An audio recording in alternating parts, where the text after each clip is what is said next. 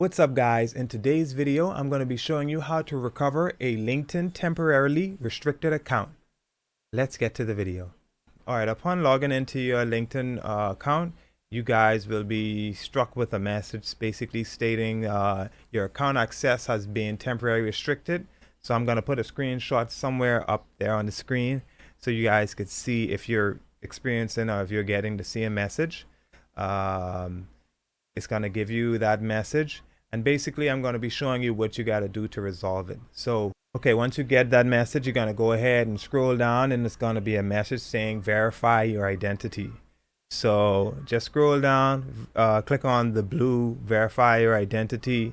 So after you click on that, it's going to now show you a message stating that you have to upload an ID. So it could be any sort of ID so that they could see that you are actually a real person. So it could be a passport, a driver's license, an ID card.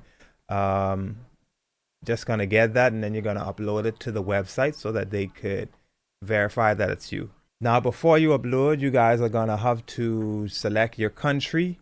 So go ahead and select your country and then you're gonna go ahead and upload your ID card, whatever you decide to select. So once you do all of that, you're going to go ahead and press continue. Now, once you press continue, on the next page, it's going to tell you to upload an image on the front part of your ID and on the back part of your ID.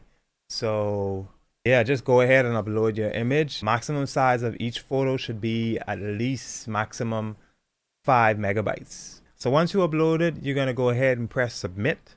Now, once you submit your identification, you're going to be hit with a message saying, thank you for submitting your documents.